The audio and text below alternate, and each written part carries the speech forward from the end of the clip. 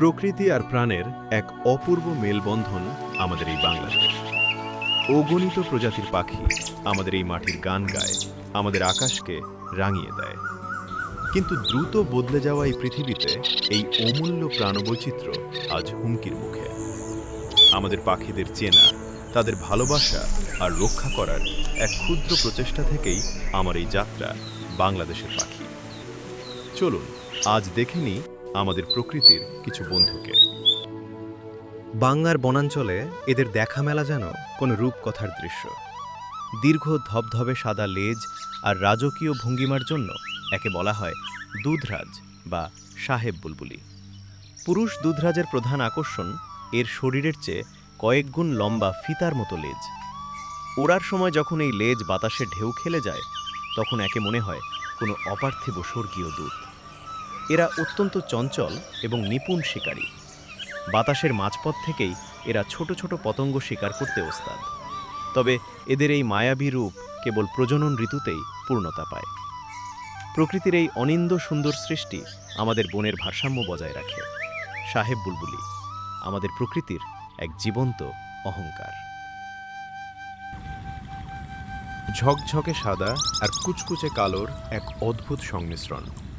জলাশয়ের ধারে ডাল বা খুঁটিতে নয়, বরং উড়ন্ত অবস্থায় শিকার খুঁজতে এর জুড়ি নেই। এটি আমাদের পাকড়া মাছরাঙা। এর সবচেয়ে বড় বৈশিষ্ট্য হল হোভারিং।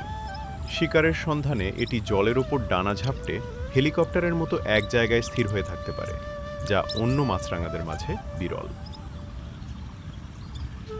যখনই জলের নিচে লক্ষ্যবস্তু স্থির হয়, ঠিক তীরের মতো বেগে ঝাঁপিয়ে পড়ে সে। নিখুঁত নিশানায় মাছ ধরে মুহূর্তেই ফিরে আসে ডালে। প্রকৃতিতে সে এক দক্ষ জলচর যোদ্ধা। চঞ্চল এই শিকারী আমাদের নদীমাতৃক বাংলার জীববৈচিত্র্যের এক অনন্য অলংকার। পাকড়া মাছরাঙা, জলের ওপর এক চিরচেনা ছন্দ।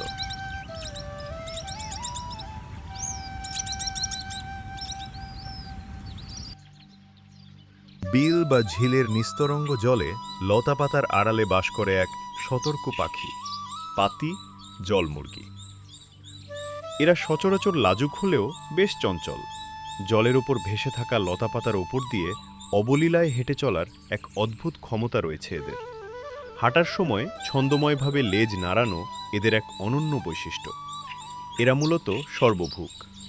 জলজ পোকামাকড়, ছোট মাছ থেকে শুরু করে লতা গুল্মের নরম অংশ সবই এদের খাদ্য তালিকায় থাকে। জলাভূমির বাস্তুসংস্থান বজায় রাখতে এদের ভূমিকা অত্যন্ত গুরুত্বপূর্ণ। বসন্তের আগমনে যার কণ্ঠে প্রকৃতি প্রাণ পায়, সে আর কেউ নয়, আমাদের অতি পরিচিত নীলগলা বসন্ত বৌড়ি। সবুজের মাঝে তার উজ্জ্বল নীল আর লাল রঙের উপস্থিতি যেন এক জীবন্ত ক্যানভাস। এদের গম্ভীর আর ছন্দময় ডাক আমাদের গ্রাম বাংলার দুপুরের এক অবিচ্ছেদ্য অংশ।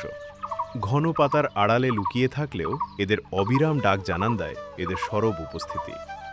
ফলভোজী এই পাখিটি মূলত বট, অশ্বত্থ বা ডুমুর ফল খেয়ে জীবন ধারণ করে।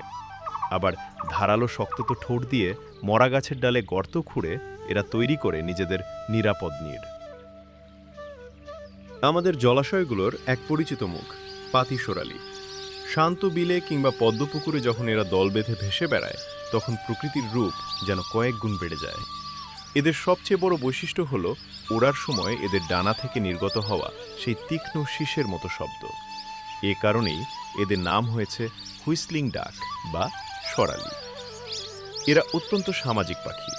দিনের বেলা জলাশয়ের নিরাপদ আশ্রয়ে বিশ্রাম নিলেও গোধূলি নামলেই এরা দল বেঁধে খাবারের সন্ধানে এক বিল থেকে অন্য বিলে ছুটে চলে।